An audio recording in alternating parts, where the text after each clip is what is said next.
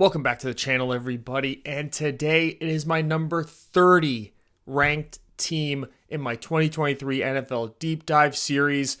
It's the Tampa Bay Buccaneers, third straight NFC team. It is a weak-looking conference, at least at the bottom. There's some really bad teams there. And just to give you guys a quick explanation as to how I do these videos. First of all, like and subscribe and comment. It really helps with the algorithms. It gets pushed out to as many people as possible. But I take the player grades. I look at sort of what they did last year and then put my own sort of projection on, will I think those grades improve? Will I think they stay the same? Will I think they get worse? I sort of have a projection on rookies that are sort of, you can figure out who my guys are. They're sort of unique rankings according to other people in the NFL that I observed through my research. And then I sort of run it through a schedule predictor and spits out all the team's records and the draft order. And then I just go from the bottom and work my way to the best team. And we've done the Arizona Cardinals so far at number 32. We've done the Washington Commanders at 31. And now we're at the Tampa Bay Buccaneers at number 30. This team was already not great last year when it came to having Tom Brady as the quarterback. There were some offensive line issues. They had some injury concerns on the offensive side of the ball, injuries on the defensive side of the ball. And to me, I called it sort of at the beginning of the year, even though they were my top ranked team and a team that I thought could make a run. Their coaching staff was a real problem. Now they've sort of replaced a bunch of their coaches at the coordinator positions and position coaches. Byron Leftwich is gone, but Todd Bowles is still there, and I don't know why. I really don't know why. And their big plan, apparently, to replace Tom Brady, at least for this year, was Baker Mayfield. And they don't really have much of a running game. Their wide receivers are kind of old, and there's not a lot of depth there. Though I think they drafted somebody who could be a real diamond in the rough. The right side of their offensive line is looking like a complete disaster now that Tristan Wirfs is seemingly going to be the left tackle moving forward. Their defense is just outside of a couple of guys. There's a lot of deficiencies there as well, and I just don't think that they're clearly, I don't think they're going to do that well. So let's just get going into it. Again, like and subscribe and leave your comments in the comment section what you think of this team. And if you think I'm maybe too hard on them or maybe not hard enough. But let's get to it, and we'll start with talking about the coaching staff. So maybe I did bury the lead a bit in my introduction part of this video, but this is my 32nd ranked coaching staff. I believe last year it was my 32nd or 31st coaching staff. I don't believe in this staff. I don't believe in Todd Bowles. When he got the job, I was like, okay, this is like that 1 year guy because Arians retired sort of last minute. They wanted to sort of keep everyone together. But it really goes to show how much of an impact Bruce Arians really had as the head coach of this football team, because they brought back basically the exact same team last year and they were trash. They just happened to be in a really terrible division, got a couple lucky bounces throughout the year with having the greatest player in NFL history on their team. Now they're in quite the opposite position. They don't have the type of quarterback that can elevate somebody. So now this coaching staff is sort of hung out to dry, and it starts with Todd Bowles, who I do think is the worst head coach in the NFL. It's really between him and, spoiler alert, Dennis Allen in New Orleans. I think that as head coaches, I don't get it. I think as good defensive coordinators, I'll stick with Todd Bowles. As a defensive coordinator, I think it's very valid for him to be one of the top defensive coordinators. But just because you're a good coordinator does not mean that you're going to make a good head coach. I think that's true for a bunch of different coaches that we're going to see in this series that are currently head coaches. And Todd Bowles is really the first one that's come to mind that's popped up in that sense. And then there's the guy who's going to be running the offense. It's basically a two-man show here with the defense and defensive coordinator job and the head coaching job being Todd Bowles. And then it's Dave Canales, who is the offensive coordinator here. It's his first year as the offensive coordinator, taking over from Byron Leftwich. And he was the quarterback's coach in 2022. with the Seattle Seahawks, I believe it was. Yes, it was. He's coming over from Seattle as the quarterback's coach. So there is something there with what he did with Geno Smith. So there's at least something that you can sort of build off of. But I don't think the quarterbacks you're giving him are necessarily going to be guys that he can get something out of. But I would have said the same thing about Geno Smith as well last year, admittedly. I do think that this roster is significantly worse than what Seattle was working with last year. Just on a player-to-player basis, I think outside of really having Tristan Wirfs as his left tackle now to work with, switching over from the right, which could be a bit of a learning curve for him. I think at Iowa he was the right tackle, if I'm not mistaken. I think he might have played a little bit of left, but I think he was mostly a right tackle. But he's only been a right tackle in the NFL, at least for a majority of the time. So I've heard, you hear people talk about switching from right to left. It's sort of like wiping with the other hand, as it was put. I forget which player put it that way. So that's going to be a bit of perhaps a learning curve early in the year. And then you have a lesser receiver room, a lesser running back room. Everything on this team is worse than what Canales was dealing with in Seattle just a year ago. So I wonder how much he's going to be able to elevate them, or if this is just one of those things where they were picking a little too late in the draft to be able to move up to get a quarterback that they liked, which were one of the top 3 quarterbacks in the draft. And they didn't feel like Will Levis had the long-term projection to be one of the top quarterbacks in the NFL, and that they figured they were going to be bad enough next year where maybe they would just draft some guys who they think that can play, who can build the team around them, and then look at Caleb Williams or Drake May next year, which I think is a real possibility for this team.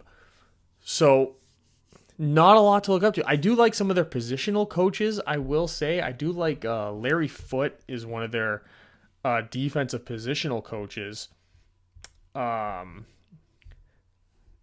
He is the linebackers coach, I believe, and he's the passing game coordinator on the defensive side of the football.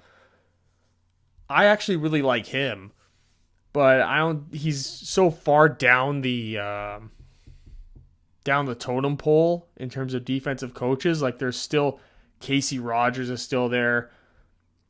Who else? There's a lot of guys on that defensive coaching staff that you're just.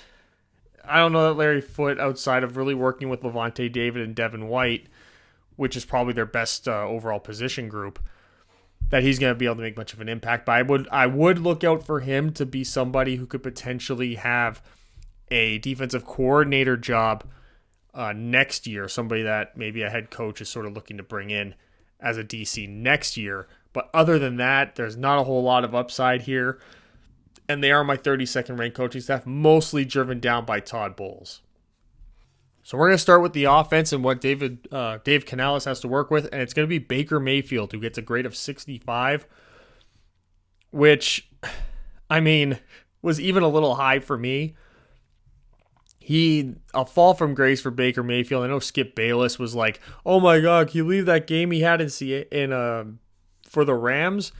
Well, yeah, he was dealing with one of the best offensive minds in football against one of the worst defensive teams in the league. So, yeah, there was going to be the possibility for some success there. But now he's in a completely different scenario altogether. And I guess with Canales, they're hoping that Baker becomes what Geno Smith was, and that they go on a bit of a run, and that they kind of got their quarterback for the next couple of years.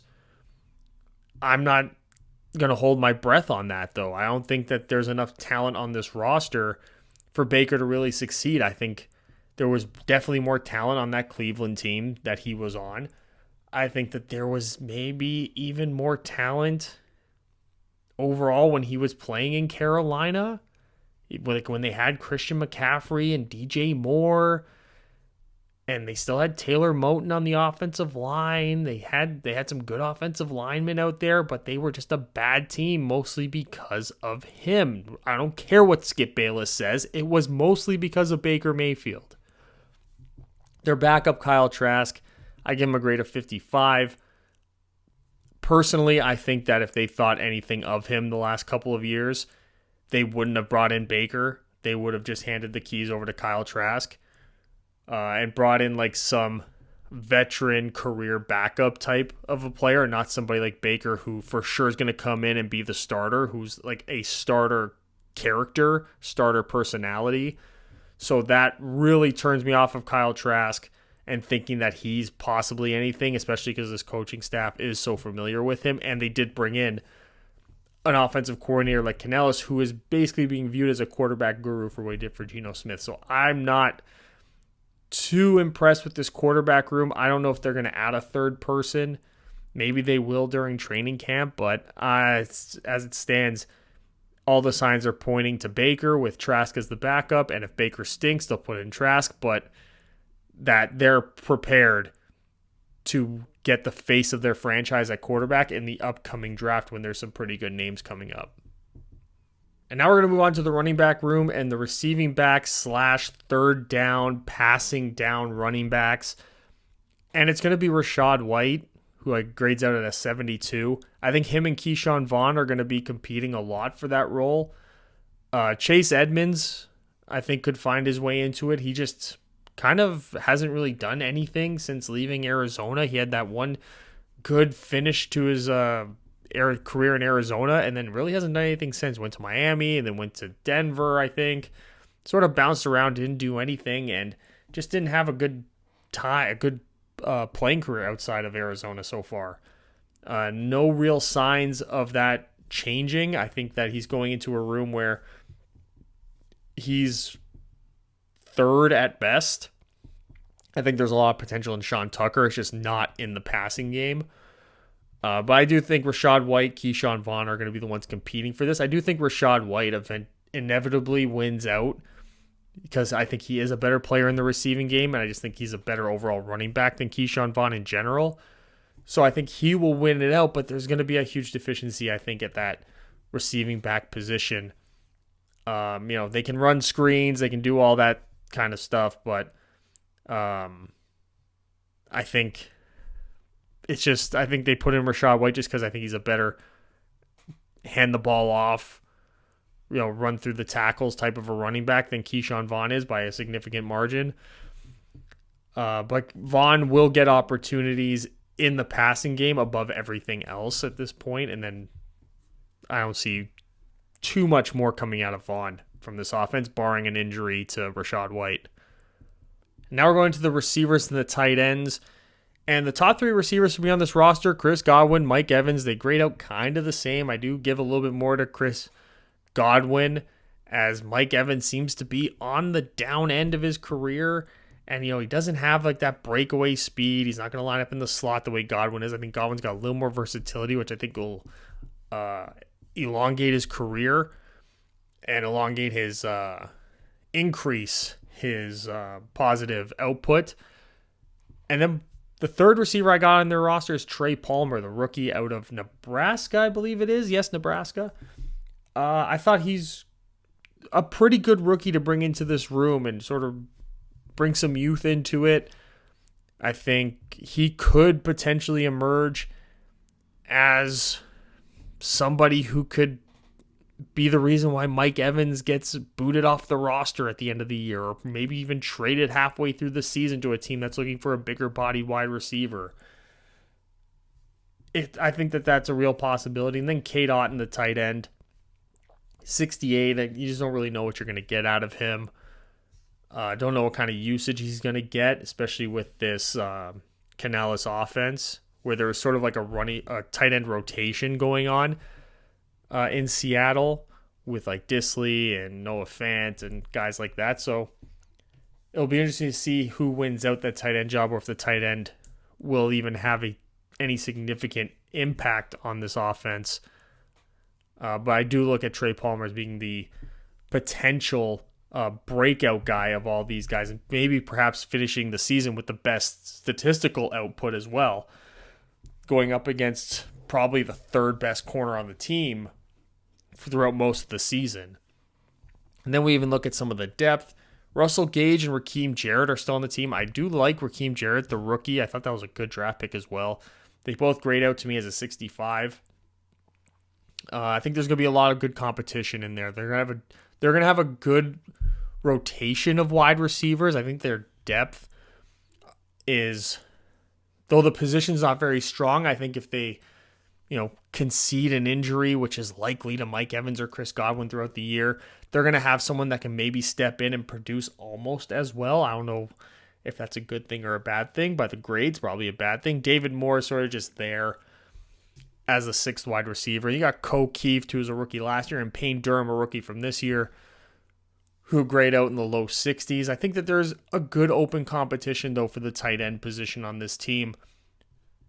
And it's going to be interesting to watch in training camp who ends up emerging as the top guy. I think in a receiving way, they could all sort of find their place. I think where we'll see someone truly break out is when it comes to their ability to block and contribute in the running game on first and second down. I think that's going to be a real key to how they contribute and who gets the most playing time throughout the year at the tight end position. Now we're going to move on to the offensive line, and we'll start the left tackle. He's by far the best player on the team. It's Tristan Wirfs. Even with him switching from right to left, he's still a great player in the passing game. You look at the guy who's going to be replacing him, Luke Gadecki, or even the rookie there who is at right guard so far, Cody Mock. I think those two guys will be the ones on the right side of the line. I think it's sort of the same story that we talked about in the Washington Commanders video when it came to Cosme and Andrew Wiley, where it was like that's sort of what the right side of the offensive line is going to look like. It's just a matter of who's going to be playing which tackle or guard position. I think Cody Mock, his best potential in the NFL is to be the guard, which kind of puts Gadecki in a weird situation because they do have some decent depth guys who in any other situation would just be solid backups, but because of Gadecki's inexperience and now playing at the right tackle, it could result in him finding his way to the bench. You got Matt Filer out there who's going to play left guard. He could easily move to the tackle position as well. And then Ryan Jensen, who at one point was one of the best centers in the NFL and is sort of lately with some injuries and whatnot, it's sort of looking like perhaps he's on the down end of his career, but at the center position, you can sort of hide a lot of those deficiencies. A lot of the times they're working in double teams in the run game, or in the pass game, they're usually picking up blitzes or also assisting with double teams as well. So it's an easier position to sort of hide the deficiencies and allow him to maybe get back into a rhythm and find his way to be a top, 10 center in the league. But overall, not a great starting lineup outside of Tristan Wirfs. He's really somebody who elevates the entire group's grade in general. And then even when you look at some of the depth here, and this is what I was talking about, you see the three guys there at the bottom. There's Justin School, who actually grades out quite well for me in the passing game. He would actually be a better right tackle prospect, in my opinion. And even Nick Leverett, as an interior offensive lineman, I think if you started him, you'd probably have a better offensive line. Ryan Hainsey as a center, he's a good backup. I think that he's pretty much what you're going to get, just a little bit worse perhaps than out of Ryan Jensen. But if Jensen gets hurt, I don't think you're going to lose a whole lot at the center position. I like Brandon Walton as a backup tackle as well. And then Aaron Stinney sort of seems to be the guy that's the odd man out in a league that likes to keep 8 to 9 offensive linemen, especially when you got a guy like School and Filer and Gadecki and Mock who can sort of play guard and tackle. There's a lot of versatility there. So keeping 10 offensive linemen when there isn't an injury concern is sort of just irresponsible when there's other positions that you could probably build some depth around. So now we're going to look at the rushing threats, and kind of like what we saw with the Washington Commanders, the quarterback isn't really a factor in the running game for this team, but probably the hottest take I'll have is Sean Tucker being by far the best running back on this team for first and second down. Just in terms of the running game, I give him a grade of 76, which is by far the best on the team. Almost 10 full points higher than the next best, which is Rachaad White. I think Sean Tucker might have been the best undrafted free agent pickup of this entire season. I think that they might have won the undrafted free agent Olympics almost. Them and the Philadelphia Eagles did just fantastic work picking up the undrafted guys. But I think at the running back position, he's really set up to have that Phillip Lindsay type of season where Phillip Lindsay was an undrafted rookie in Denver, got some opportunities, and I think he had like 1,000 yards rushing that year. I think Sean Tucker is in a position to do the exact same thing. Keyshawn Vaughn, I think, is the second best in terms of the run game, and I think that's where he's really going to get a lot of the early opportunities throughout the season, is because he is a much better receiving back, third down back than Sean Tucker is right out the gate. So I think that's really that two-headed monster we're going to see there. Maybe not the beginning of the year, but I think by the end of the year, this is going to be like that Denver backfield was with Lindsay and, what was his name? Why am I blanking on it? Right in the comments section, why am I blanking on this? Why am I blanking on it? I had it, obviously, when I started the video. I knew I was going to do the Phillip Lindsay, whatever. And then Chase Edmonds is sitting there as the third running back. Keyshawn Vaughn just doesn't grade in the top three, which is, again, why I said earlier when we were talking about them in the receiving game and on the passing game, that was sort of the only place where we would see Keyshawn Vaughn is if Rachaad White sort of got hurt or needed a breather and they were in a passing situation. Keyshawn Vaughn would come in for me. But that also might get pushed down for someone like Chase Edmonds, who they could be looking at to have a bounce back in general. And if Edmonds does have a bit of a bounce back year, then he could potentially be the best receiving back. And then he's already the third best running back in terms of turnaround, hand the ball off. So I think Keyshawn Vaughn, that does put him in a weird situation. But these are the three best overall running backs probably on the team.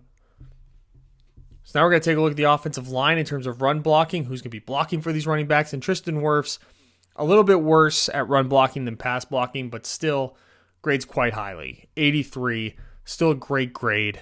He's one of the higher graded players in general that I have.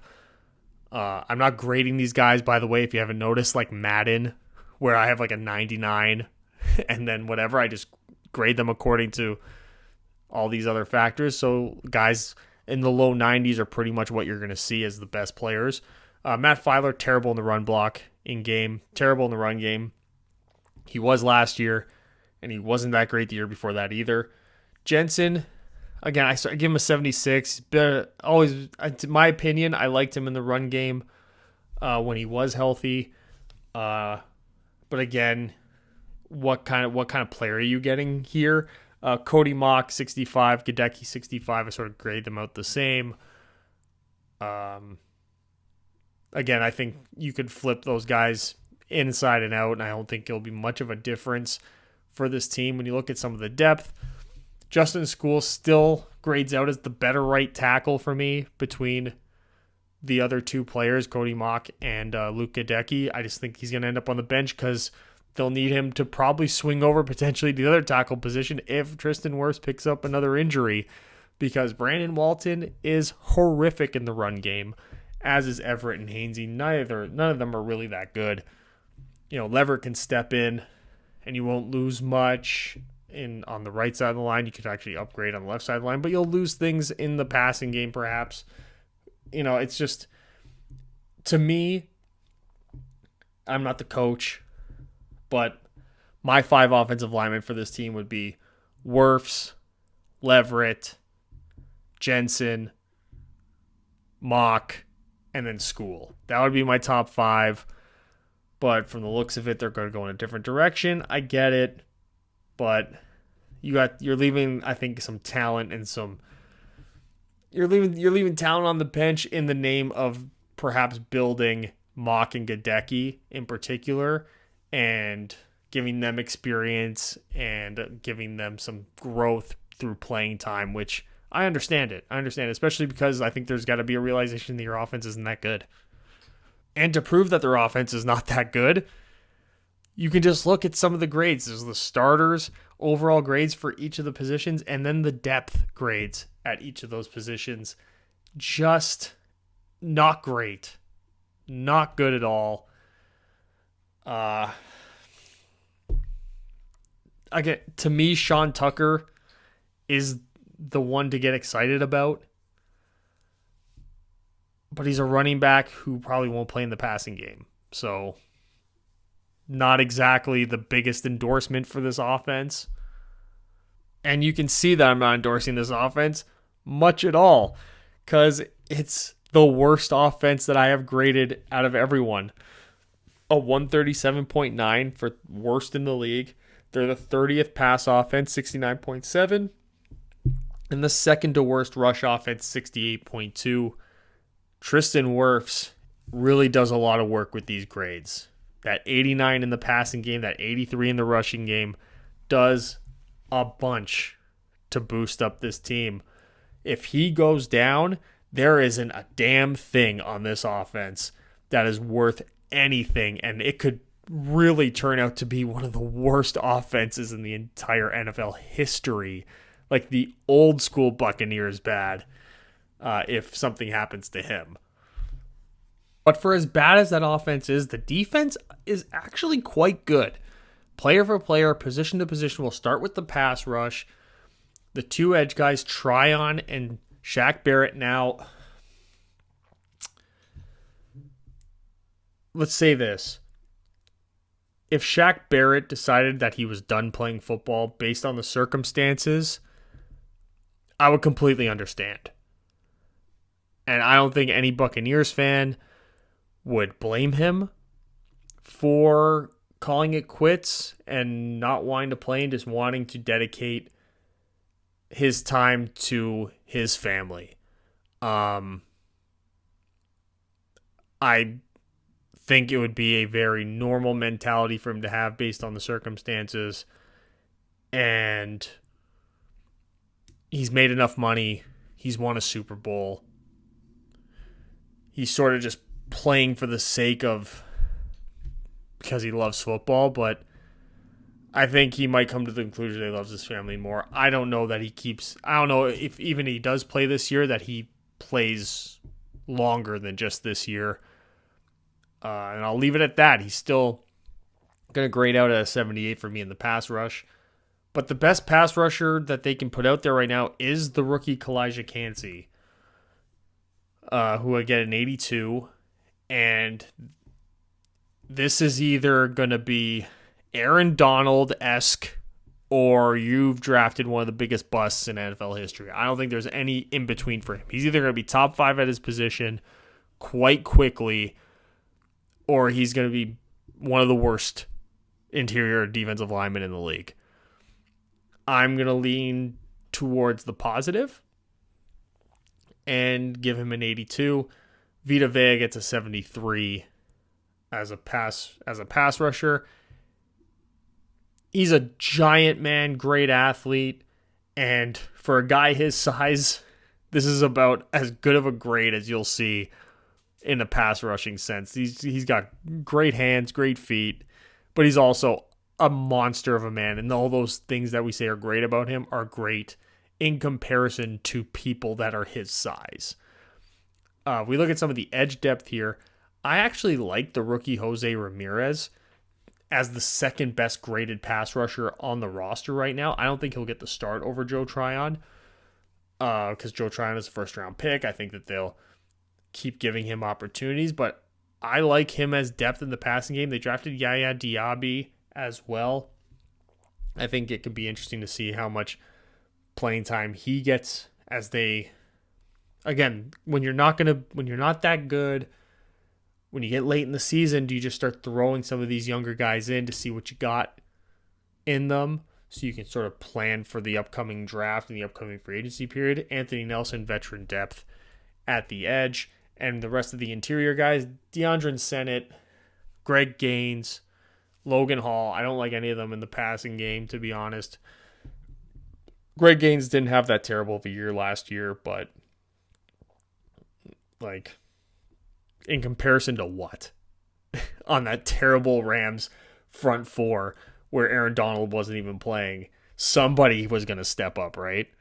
Somebody was going to look good compared to all the hot garbage that was going on around them.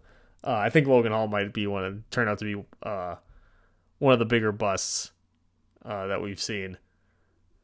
in recent memory for at least on the first round top level draft picks.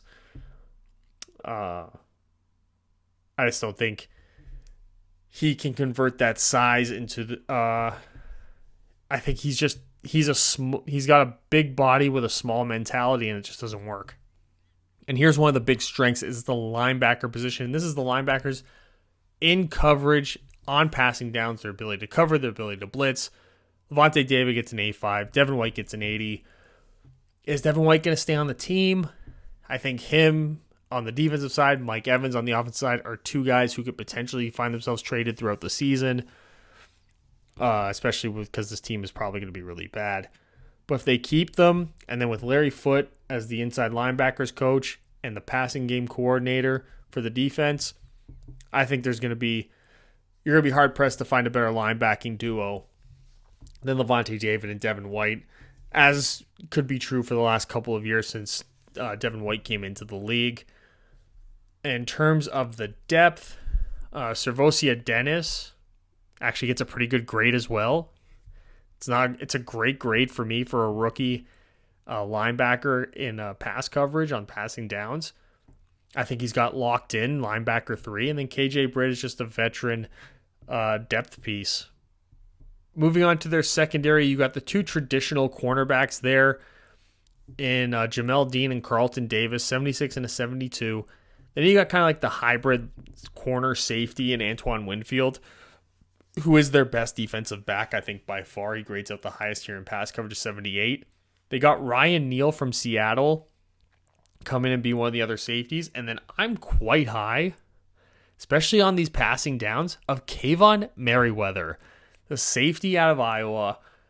I like him to be one of those late-round rookies, like those late-round undrafted type guys, sort of like Sean Tucker for them on the offensive side, that's going to show up and actually make a lot of contributions throughout the year. And I think he could be a real positive contributor at the safety position, especially when you're dropping Antoine Winfield maybe into the slot to play some slot corner in the nickel.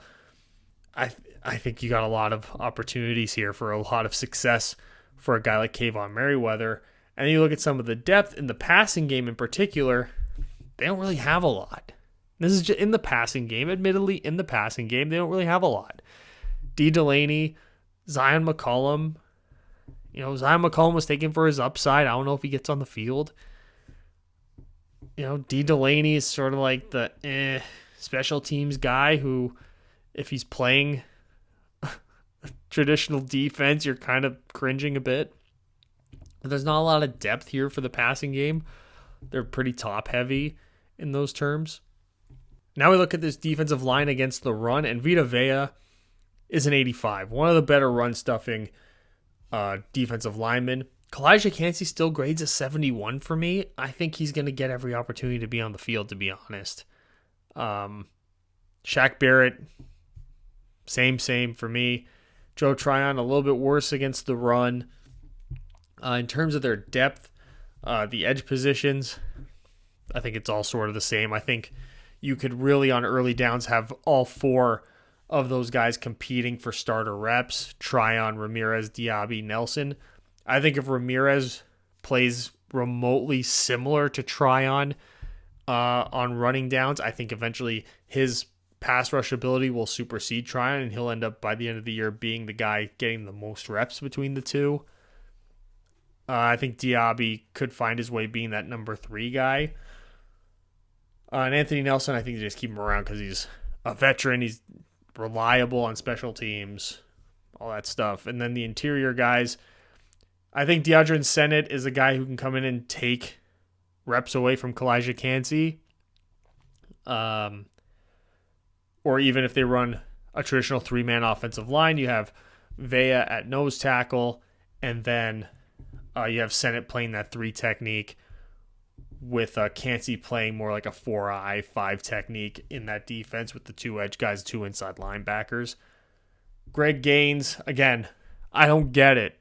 Yeah, he looked good, kind of, on a really terrible team last year. So what did he do before that when there was other guys on the team? and there was nothing to stand out about.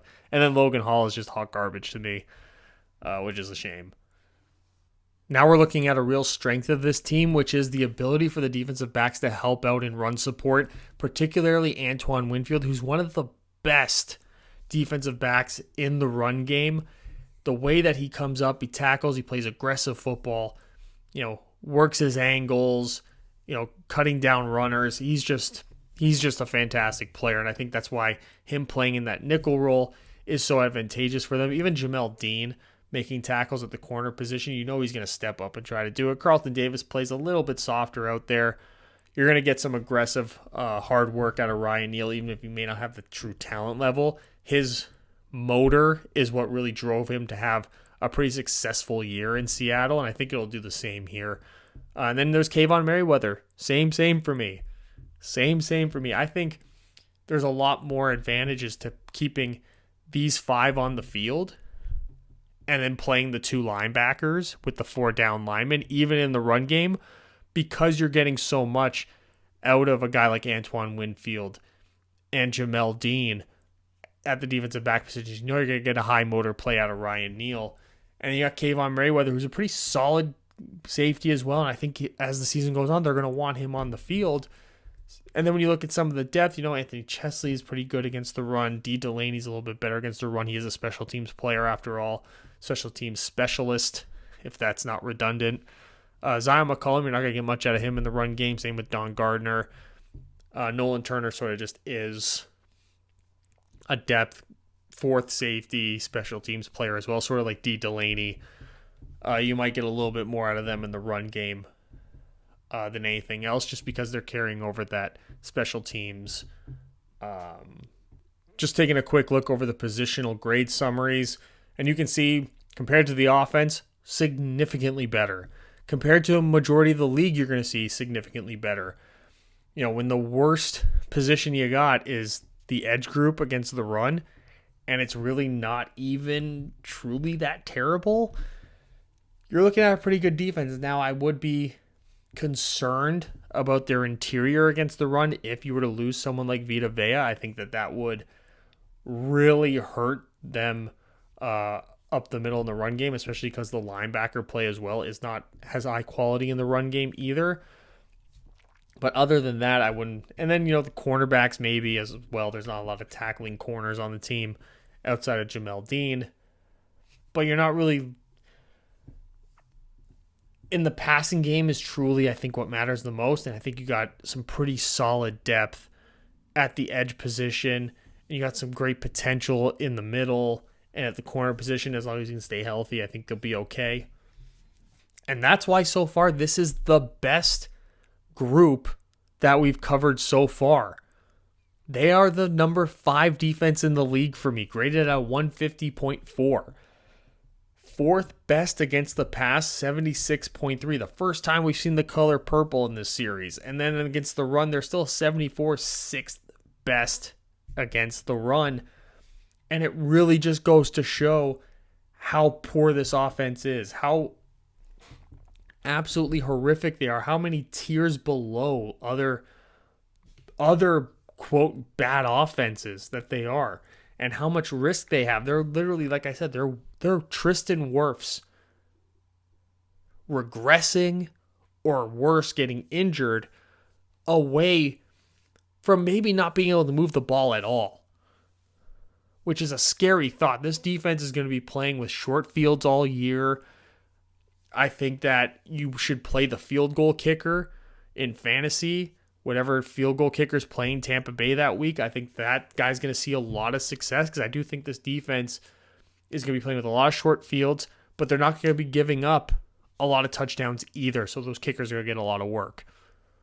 Now I'm moving on to the record prediction, and because of the quality of their defense, I have them beating the 4 teams that have the 4 rookie quarterbacks. Basically, Houston, Tennessee, I think by this point in the season, midway through the season, Will Levis will be playing for Tennessee. I'm not very high on Tennessee. They'll be coming up very soon in this series.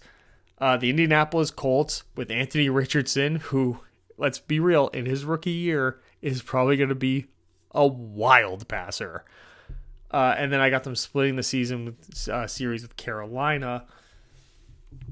But there's a lot of teams that they're playing where I think you can see that they're just going to get, I think they're just going to get beat over the head.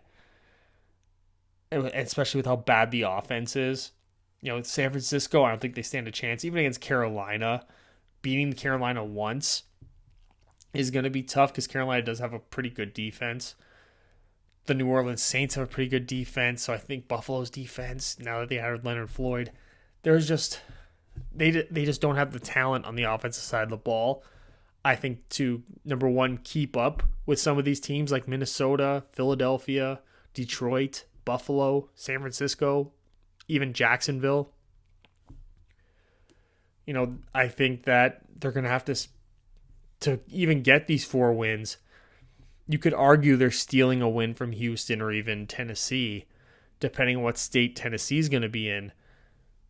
And when you look at the games I have them losing, it's tough to pick out a game where you go, well, that's a game that they should win. Maybe Chicago in week 2 as they're sort of getting their legs underneath them early in the year. I mean, maybe Green Bay, depending on what that team looks like at this point in the year, that late in the season, if they're any good, if Jordan Love's any good. But if Jordan Love is a top 15 quarterback, then that Green Bay team is going to be pretty good too. So I just don't see, I feel like I'm almost being a little generous giving them 4 wins.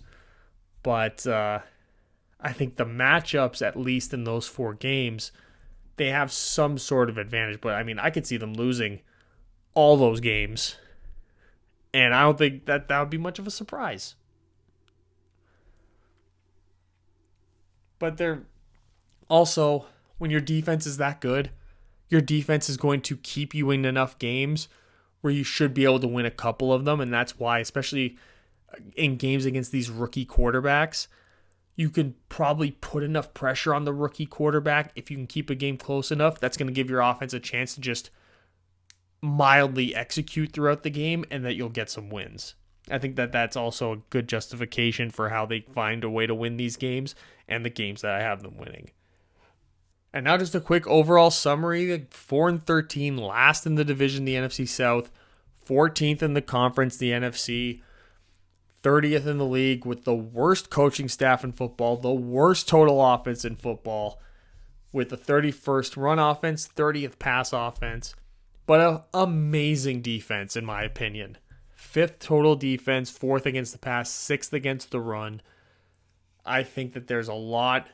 The defense is going to be hung up to dry most of the year, like I was just saying in the record prediction part. They're going to be hung up to dry so often in the season that they're not going to win a lot of games, but the games they do win is going to be because that defense is going to keep this offense alive in these games. They're going to give them opportunities. They're going to steal possessions for them, and it's just a matter of their ability to execute, and I just don't know that they're going to be able to execute all that often just with the lack of talent that they have.